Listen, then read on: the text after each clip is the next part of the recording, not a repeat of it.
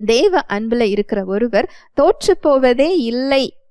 நீங்க தோற்று போவோம் என்று நினைத்தீர்கள் என்றால் அது தேவன் தோற்று போகிறார் என்று நினைக்கிறீர்கள். தேவன் என்றைக்காவது தோத்து போயிருக்கிறாரா? இல்ல. தேவனுடைய அன்பு தன்னுடைய விருப்பத்தையும் தன்னுடைய வழிகளையும் தன்னுடைய உரிமையையும் அது வற்புறுத்தாது.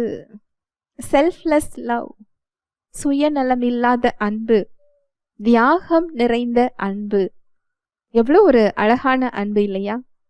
இது பிராக்டிக்கலா இது ஒத்து வராது, இது கேட்கறதுக்கு நல்லா இருக்கும் அப்படின்னு நீங்க நினைச்சீங்கன்னா சாத்தான் சொல்லுகின்ற பொய்களிலேயே ஒரு சிறந்த பொய் இந்த பொய் தான். தேவன் செய்தார் என்றால் அவர் கடவுள், அவர் செய்தார்.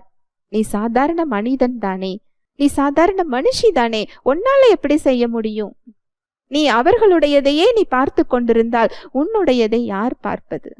அவர்கள் உனக்கு நல்லது செய்ய மாட்டார்கள். உனக்கு அநியாயம் செய்கின்ற ஒருவர் உனக்கு எப்படி நியாயம் செய்ய முடியும்? பல்வேறு எண்ணங்களை சாத்தான் உங்களுக்கு கொடுக்கலாம். ஆனா உங்களுக்கு வெற்றியோ ஜெயமோ கிழக்கிலும் மேற்கிலும் இருந்து வரப்போவது இல்லை. உலகத்திலிருந்தும் உலகத்தில் உள்ள மனிதர்களிடத்திலிருந்தும் வரப்போவது இல்லை. வானத்தையும் பூமியையும் உண்டாக்கின கர்த்தரிடத்திலிருந்து உங்களுக்கு ஒத்தாசை வருகிறது, பரத்திலிருந்து இறங்கி வருகிறது. வானங்களை உண்டாக்கிய கரத்திலிருந்து அந்த உதவி வருகிறது. அந்த தயவு வரும் பொழுது இயல்பாகவே உங்க சூழ்நிலை மாறிவிடும். இந்த யுத்தத்தை நீங்க கர்த்தர் கையில கொடுக்கிறது.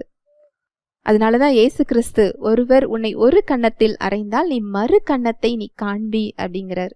நான் உங்களை மன்னித்தது போல நீங்களும் ஒருவரை ஒருவர் மன்னியுங்கள். அந்த அளவுகோல் என்ன அப்படிங்கறத அவர் சொல்லி காண்பித்திருக்கிறார். நான் உங்களை மன்னித்தது போல. ஹல்லேலூயா, பிரைஸ் தி லார்ட்.